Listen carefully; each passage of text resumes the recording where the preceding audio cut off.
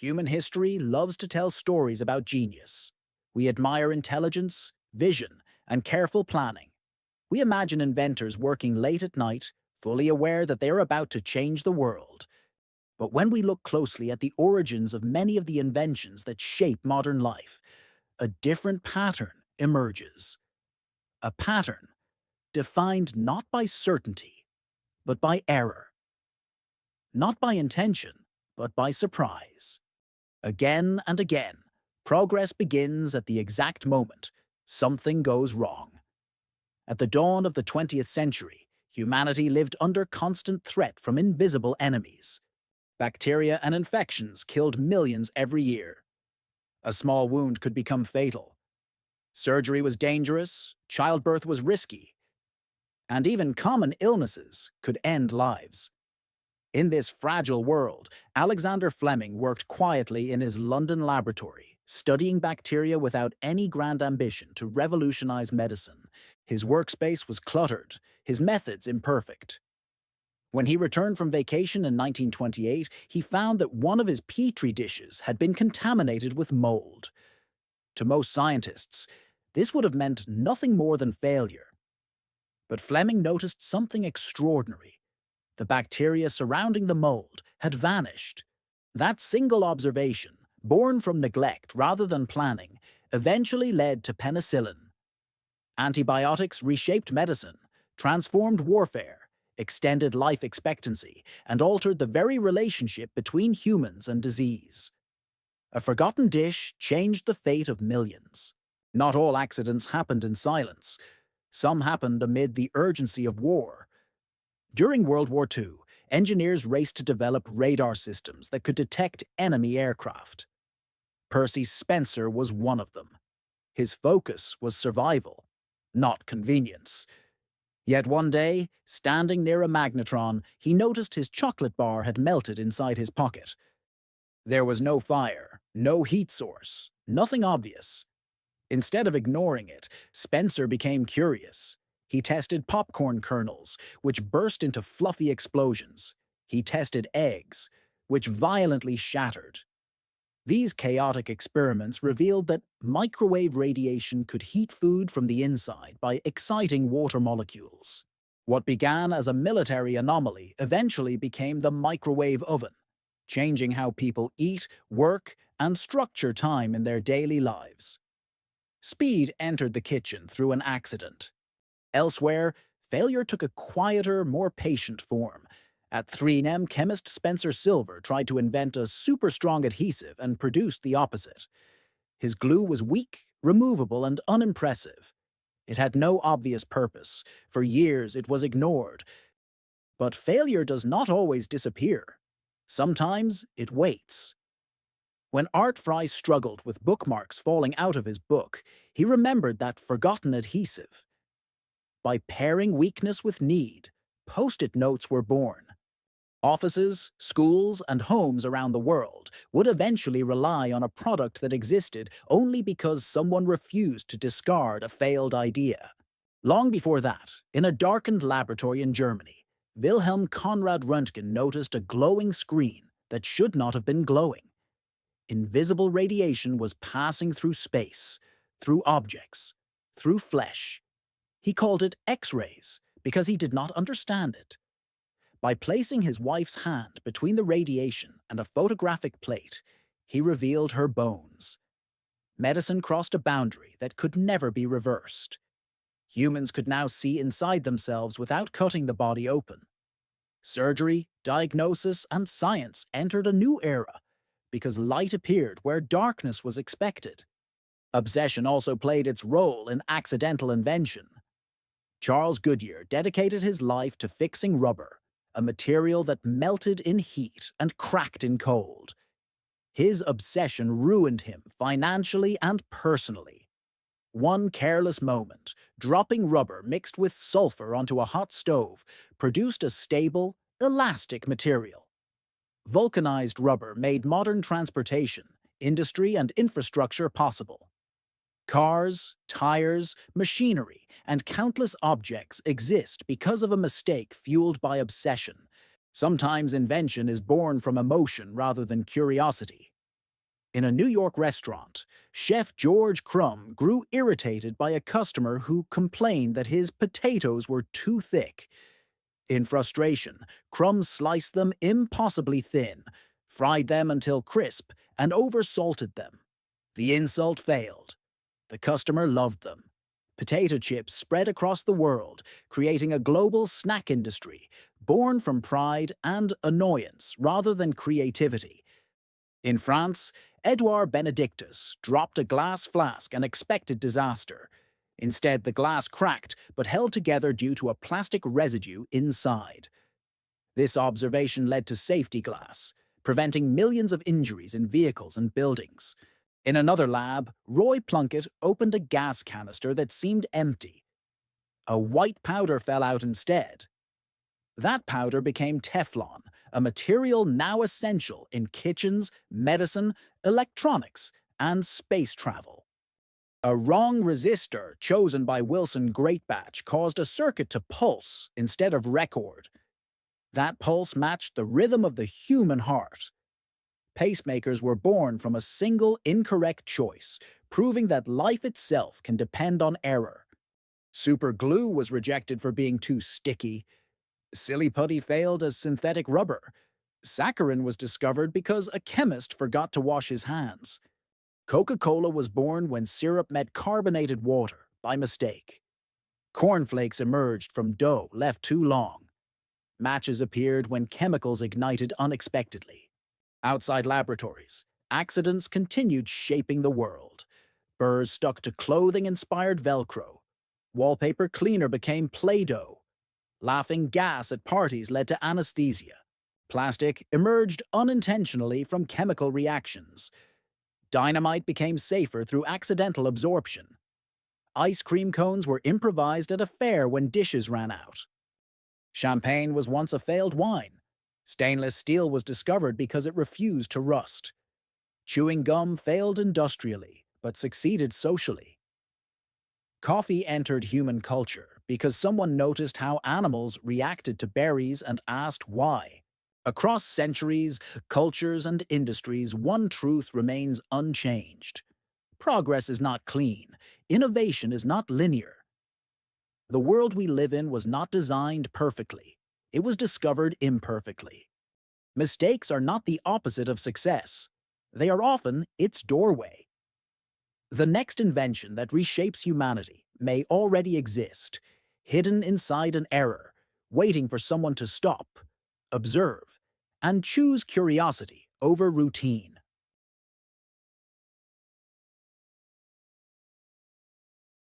Megalithism is one of the most powerful and enduring expressions of prehistoric human creativity. It refers to the construction of monuments made from massive stones, often weighing several tons, placed and arranged without the use of metal tools, machinery, or advanced engineering technology. These structures can be found across vast areas of the world and date back thousands of years, demonstrating that early human societies possessed remarkable organizational, technical, and symbolic capacities. The term megalith originates from the Greek words megas, large, and lithos, stone. Megalithism is not a single culture, religion, or civilization, but rather a widespread architectural phenomenon that appeared independently in many regions of the world. Archaeological evidence shows that communities separated by oceans and continents developed similar stone-building traditions without direct contact, highlighting shared human responses to environment, belief, and social organization. The origins of megalithism are generally traced to the Neolithic period, when human groups shifted from nomadic hunting and gathering lifestyles to settled agricultural communities. This transition fundamentally reshaped human existence. Permanent settlements encouraged the accumulation of resources, long-term planning, and the emergence of leadership structures capable of organizing communal labor over extended periods of time. Agriculture created predictable seasonal cycles that demanded careful observation of nature. As communities became increasingly dependent on crops and livestock, understanding the movement of the sun, moon, and stars became essential. Megalithic monuments may have emerged as physical tools for reading time, encoding astronomical knowledge directly into the landscape. One of the most striking characteristics of megalithic monuments is their permanence. Unlike wood, earth, or plant-based materials, stone resists decay. By choosing stone, prehistoric builders made a conscious decision to construct monuments that would endure beyond individual lifetimes. These structures acted as repositories of memory, preserving ancestral presence and collective identity across generations. Megalithic architecture appears in a wide variety of forms. Menhirs are large stones set vertically into the ground, sometimes standing alone, and sometimes arranged in rows or alignments stretching across kilometers. Dolmens consist of upright stones supporting a massive horizontal slab and are frequently associated with burial chambers. Passage tombs, cairns, stone circles, and stepped platforms represent increasingly complex designs that required precise planning and spatial awareness. Stone circles are among the most iconic and visually striking expressions of megalithism. Their circular geometry is rarely accidental. Circles symbolize continuity, balance, and cosmic order. Many stone circles are aligned with solstices, equinoxes, or lunar events, indicating deliberate astronomical orientation rather than random placement. Astronomy appears to have played a central role in many megalithic societies. The ability to predict seasonal changes allowed communities to coordinate planting, harvesting, and ritual activity. By translating celestial movements into stone alignments, ancient builders created calendars that were both functional and sacred. Funerary practices are deeply intertwined with megalithism. Numerous dolmens and passage graves contain human remains, grave goods, tools, pottery, and ornaments. These discoveries suggest that megalithic monuments often functioned as collective burial spaces, reinforcing the idea of shared ancestry and communal identity rather than individual status alone. The relationship between the living and the dead was a defining feature of megalithic belief systems. Ancestors were not viewed as absent, but as active participants in the life of the community. Stones may have been perceived as vessels capable of housing ancestral spirits, memory, or protective power. Beyond ritual and burial, megalithic monuments also reshaped the social and political landscape. Their immense size and visibility transformed natural spaces into culturally meaningful territories. Erecting stone monuments asserted control over land, reinforced group boundaries, and communicated social cohesion to neighboring communities. The construction of these monuments required remarkable logistical coordination. Stones were quarried using stone tools, wooden wedges, and fire-setting techniques. Transporting blocks weighing several tons demanded coordinated human effort, utilizing sledges, rollers, ropes, and lubricants, such as water or animal fat, to reduce friction. Erecting stones into vertical positions required empirical engineering knowledge developed through trial and error. Earthen ramps, lever systems, counterweights, and gradual tilting methods allowed builders to raise massive stones with precision and safety. These techniques demonstrate sophisticated problem-solving abilities grounded in observation and experience. Experimental archaeology has repeatedly shown that such feats are achievable with simple tools and sufficient manpower.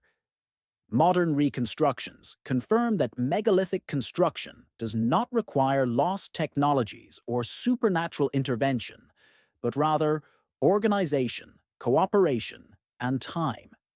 As centuries passed and the original builders faded from memory, later cultures encountered these monuments without understanding their original purpose.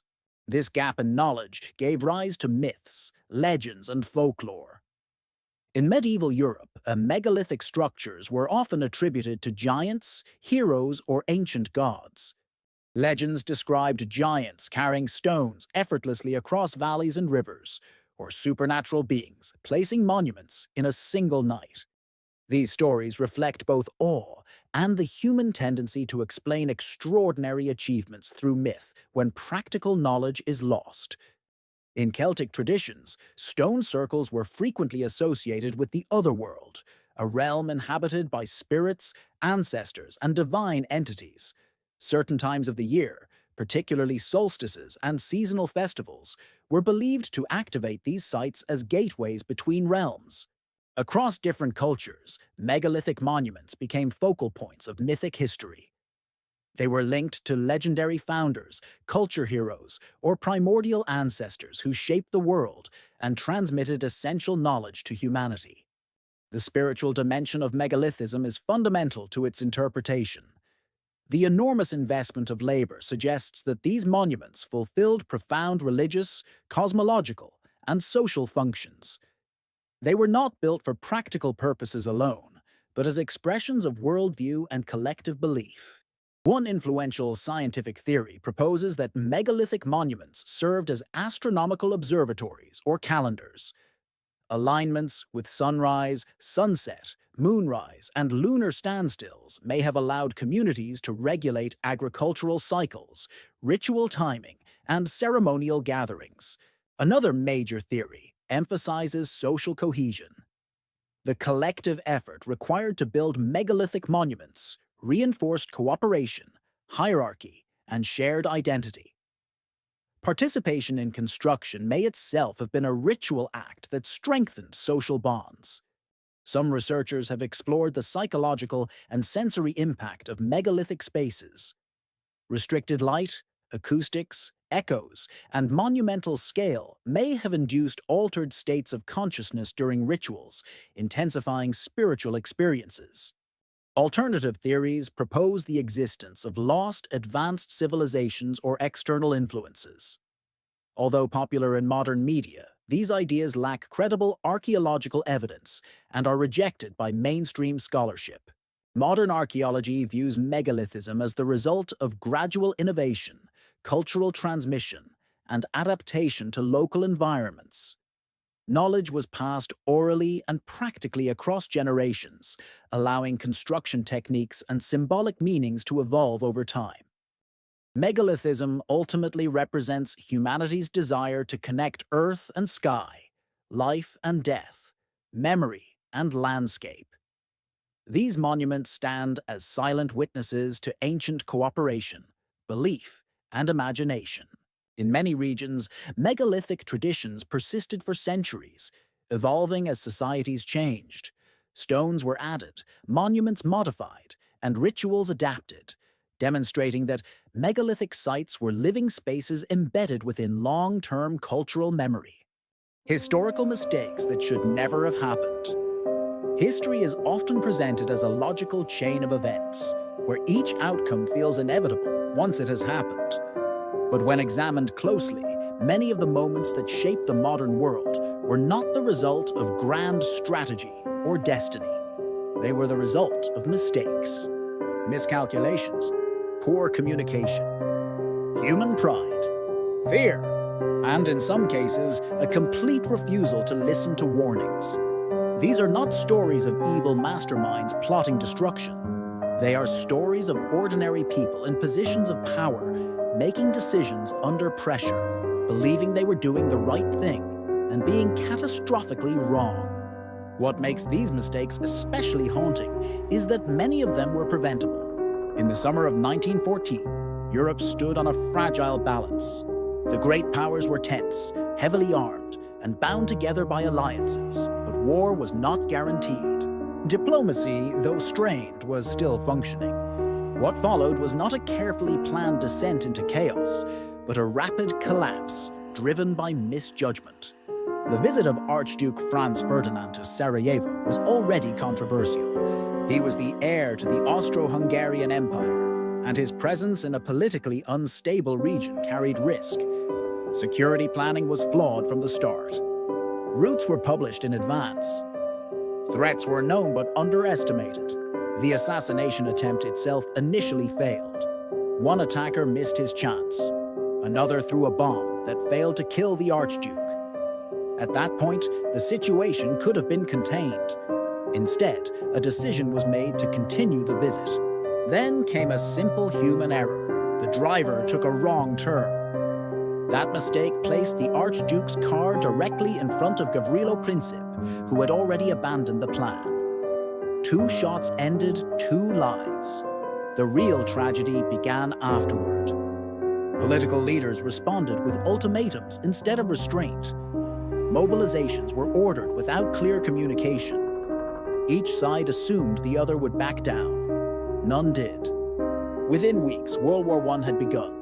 What followed was 4 years of industrialized slaughter, the collapse of empires, and over 16 million deaths. All triggered by a series of avoidable errors, compounded by arrogance and fear. The overconfidence that destroyed an empire. By 1812, Napoleon Bonaparte was the most powerful man in Europe. His military victories were studied and feared. His enemies had been defeated repeatedly. Success had convinced him that he was unstoppable. That belief proved fatal. Napoleon's decision to invade Russia was not irrational on paper. Russia had violated agreements and posed a strategic threat. But Napoleon made a series of assumptions that would destroy his army.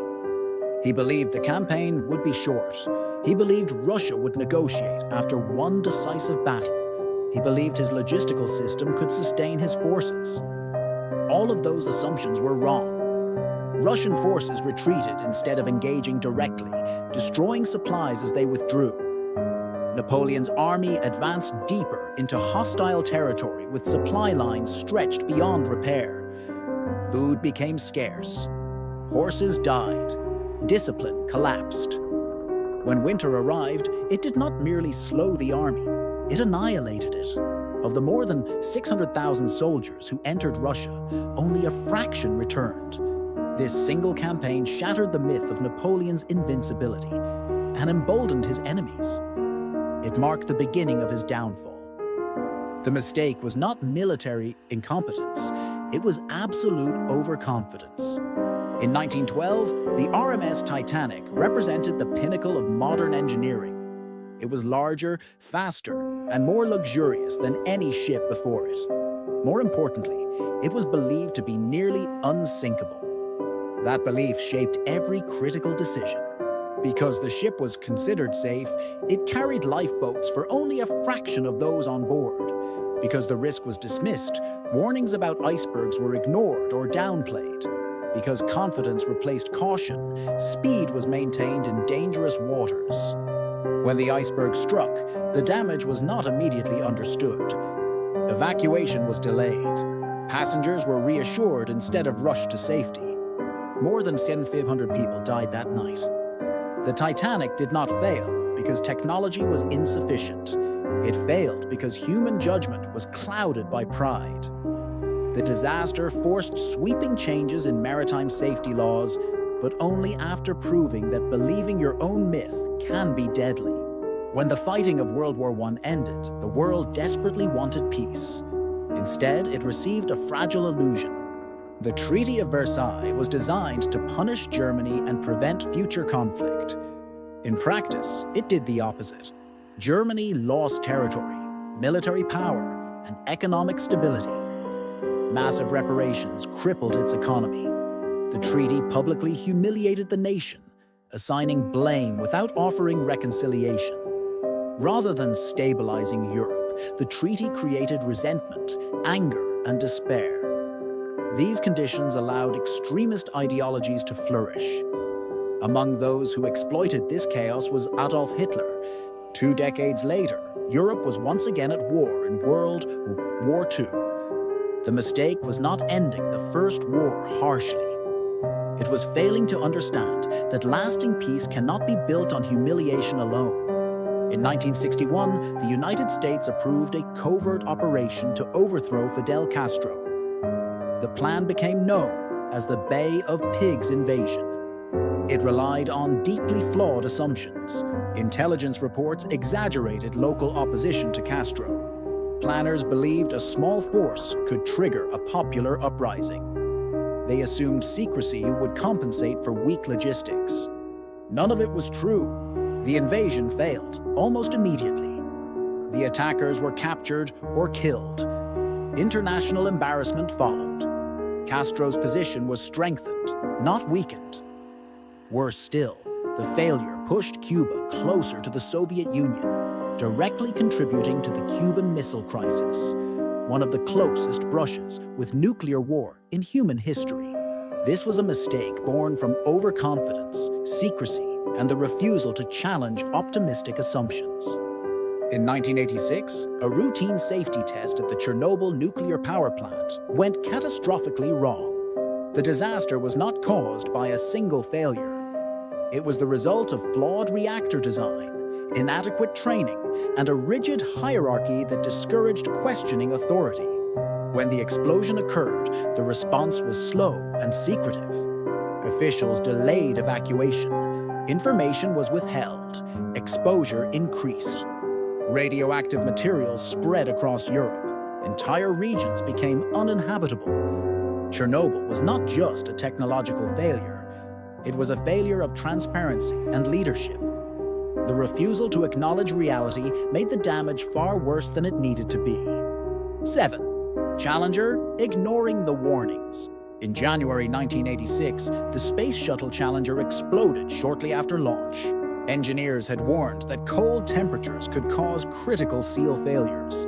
Their concerns were documented. They were accurate. The decision to proceed was driven by schedule pressure, public expectations, and managerial overconfidence.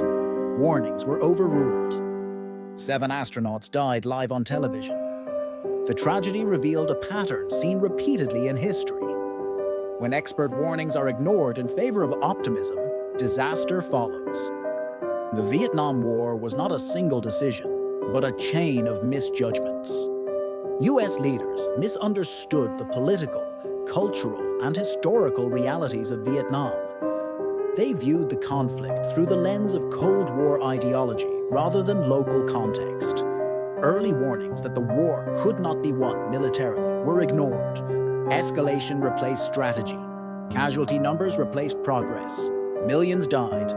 Trust in government collapsed.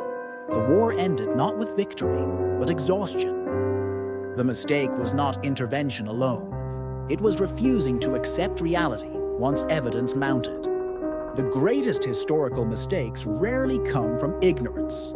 They come from certainty, from leaders who believe they cannot be wrong, from systems that silence dissent, from cultures that reward confidence over caution. History cannot be rewritten, but it can be understood, and understanding these mistakes may be the only way to prevent them from happening again. Imagine a country that, for a while, seemed to have cracked a code that much of Latin America was still searching for. Fast modernization, rising incomes, a currency that felt solid, and cities that looked, at least in parts, like a confident, oil-powered version of the future. That country was Venezuela.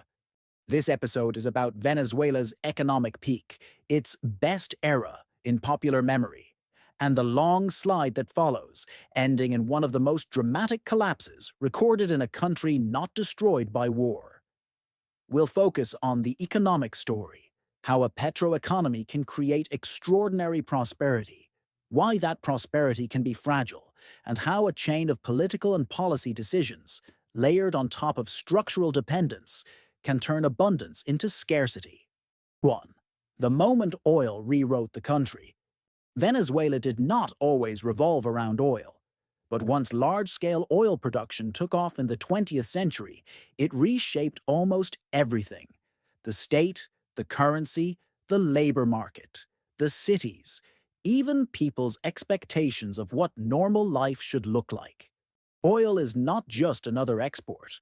It is a source of foreign currency, government revenue, and geopolitical leverage. When oil money enters a developing economy at scale, it can finance highways, schools, hospitals, public jobs, and imported consumer goods quickly, sometimes faster than institutions can adapt to manage it. In the mid-20th century, Venezuela became a magnet. Growth and opportunity drew immigrants. Caracas expanded and modernized. A middle class widened. For many Venezuelans, the idea formed that the country's destiny was to be rich, because the ground beneath it was rich. There's a key psychological element here. When a nation's wealth seems to come from geology, prosperity can feel permanent. But the price of oil is not permanent, and the quality of governance is not guaranteed. That tension is the seed of the story. 2. Best era, prosperity, and the logic of the petrostate. When people talk about Venezuela's golden age, they often mean the decades when oil revenue was high and living standards rose visibly. In historical comparisons, Venezuela was once among the world's leaders in income per person, a startling fact when placed next to the country's present condition. But to understand how it felt on the ground, don't picture only luxury. Picture something broader. Imported goods widely available, a currency that made travel and shopping abroad plausible for more than a tiny elite, and an expanding state able to hire, build, subsidize, and promise. Oil revenue made it possible for the government to act as the central engine of the economy. And that created a particular model. The state collects oil income in foreign currency. The state converts and spends it locally on jobs, contracts, subsidies, and imports. Local business often grows by supplying the state or by distributing imported goods financed by oil dollars. Citizens come to expect the state to cushion hardship, stabilize prices, and guarantee access. This model can work, up to a point, when oil prices are strong and institutions are disciplined, but it creates vulnerabilities that are easy to ignore during the boom. 3. The hidden cost of easy money, Dutch disease, and the crowding out of everything else. One of the most important long-run explanations is structural. When a country earns a huge share of its money from one export, especially one as valuable as oil, the local currency tends to strengthen or be kept artificially strong. Imports become cheap. That feels great for consumers. Shelves fill with foreign goods. But for domestic producers, it can be lethal. Local manufacturing and agriculture struggle to compete with cheaper imports. Over time, the economy becomes lopsided. Oil dominates export earnings and state revenue. Non-oil sectors become weaker, less competitive, less productive. The country imports more of what it eats, wears, and uses. When oil revenue falls, there isn't a strong non-oil base to stabilize the economy. This is not unique to Venezuela. Many resource-rich countries face it. But Venezuela's dependence was extreme, and that made the future more fragile than the boom years suggested. 4. The 1970s, boom psychology and the temptation to build a nation overnight. The 1970s oil shocks created a global surge in oil prices, and Venezuela's government revenue expanded dramatically. In such moments, politics becomes a competition not over scarcity but over distribution. Who gets how much of the windfall, how fast, and through what channels? Boom. Revenue encourages big promises. Massive public investment programs, expansion of state-owned enterprises, subsidies and price controls to share the wealth, public employment and wage growth. This is also the era when many countries, Venezuela included, leaned toward greater state control of the oil industry. Nationalization can be defended as sovereignty. The nation should capture a larger share of its own resource wealth. And for a time, the state oil company can become a symbol of national competence. But there's a risk. Once the state is funded by oil rents, it can become less dependent on taxpayers. When governments rely less on broad taxation, they can become less accountable to ordinary citizens, and politics can turn into rent-seeking. A fight over access to the oil stream, rather than a fight over productivity. 5. The turn from permanent boom to debt, devaluation, and broken confidence. The moment that many Venezuelans remember as a historical break is the early 1980s, when the illusion of an always strong currency shattered. Oil prices weakened and financial pressures built. Eventually, Venezuela devalued and introduced complex exchange arrangements and controls. This matters because it changes expectations. Before that break, people could imagine a stable, predictable, economic life. After it, uncertainty enters, inflation, currency instability, capital flight, and the sense that the country's normal is no longer normal. From here, Venezuela faces a classic trap. Once the state and the population become accustomed to a certain standard of living financed by oil, it becomes politically difficult to adjust when revenue falls. To maintain spending, governments often borrow. Borrowing can smooth volatility in the short term, but it can also postpone reforms and deepen dependence. When the next shock comes, debt and weak non-oil sectors make recovery harder. 6. The 1990s, reforms, backlash, and the political opening to a new model. When economic systems strain for long enough, politics changes. Social frustration rises, especially when austerity or reforms are perceived as unfair. Venezuela experienced intense unrest in this period, and the legitimacy of the traditional political order eroded. This matters for the story because Venezuela's later policy choices did not emerge from nowhere. They emerged from disappointment, a population that had lived through boom, then lived through broken promises, then became willing to try a radically different approach. 7. The 2000s. High oil prices return, and the country doubles down on the petrostate. In the 2000s, oil prices rose again. Venezuela's government once more had major oil income, and it chose a path that mixed expansive social programs with deeper state control of the economy. Here's where the decline becomes less about bad luck and more about policy structure. Several mechanisms are crucial. A. Exchange controls and the creation of a two-economy system. When a government controls access to foreign currency, it effectively controls who can import, who can travel, who can buy key inputs, and who gets subsidized dollars. If the official exchange rate is kept far from reality, the system creates enormous incentives for corruption and arbitrage. Obtain dollars cheaply at the official rate and resell them indirectly at a much higher market value. In theory, exchange controls can defend reserves and stabilize prices. In practice, if mismanaged and maintained too long, they can strangle production and create a permanent shortage economy because firms cannot reliably access foreign inputs, spare parts, or raw materials. B. Price controls and the logic of shortages. Price controls are politically attractive. They promise affordability. But if controlled prices fall below the cost of production or import, suppliers stop supplying. Producers reduce output. Importers hesitate. And shortages appear.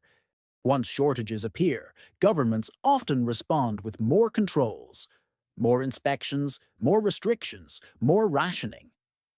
That can worsen the incentives to produce, pushing more activity into informal markets. See the state oil company as a spending arm. In many petrostates, the national oil company becomes more than an energy firm.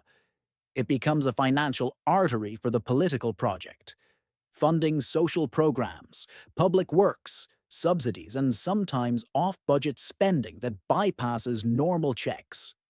If, at the same time, investment in maintenance and production is reduced, output can decline. And when output declines, the country loses the very revenue needed to sustain its model. D. Rising dependence during the boom. One of the most paradoxical things that can happen in an oil boom is that dependence increases rather than decreases. Cheap imports, an overvalued currency, and a state-centric economy can weaken domestic production further, so when the boom ends, the country is even less prepared than before. 8. 2014 and after the collapse sequence.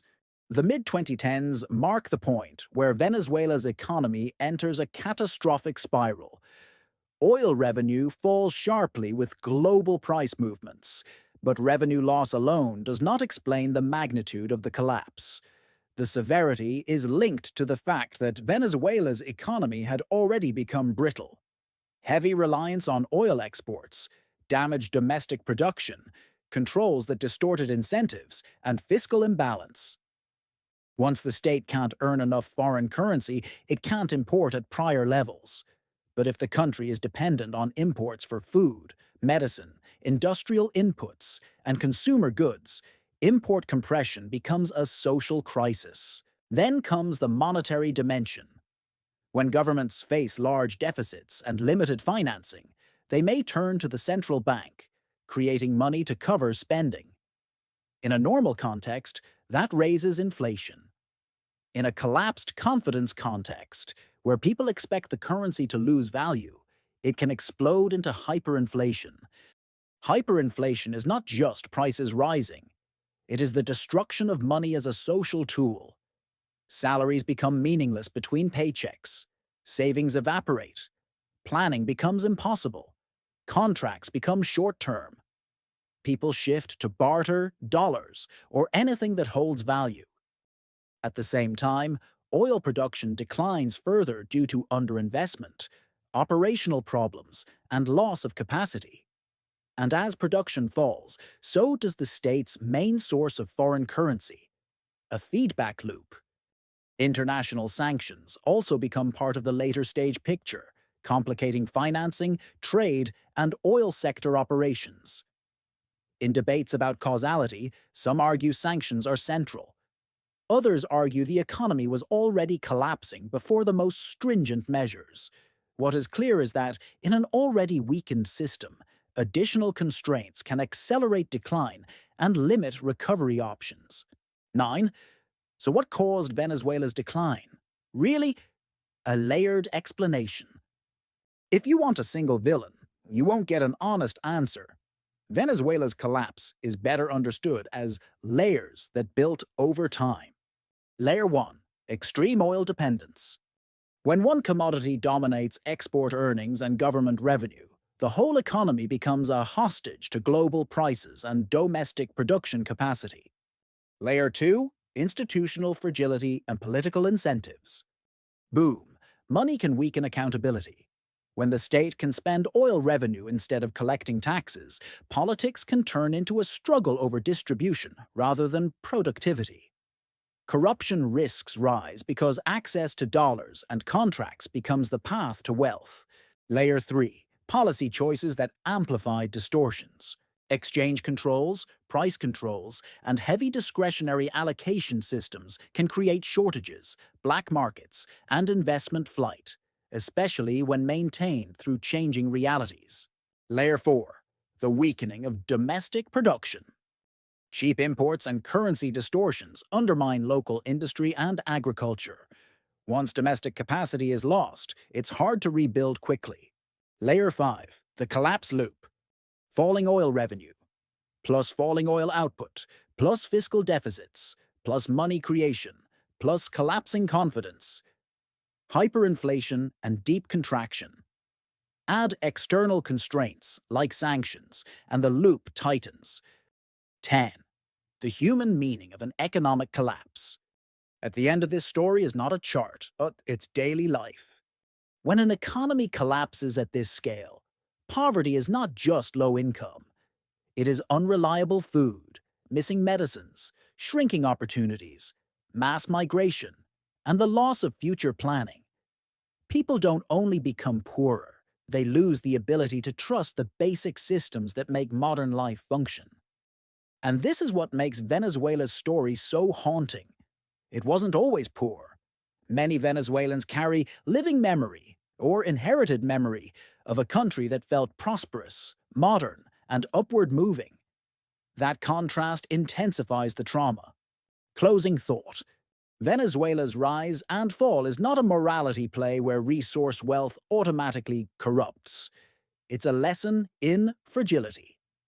How a nation can appear rich while building an economy that is dangerously dependent, and how political incentives during booms can lay the track for collapse when conditions change. If there is a single takeaway, it's this: Oil can finance development, but it cannot substitute for it.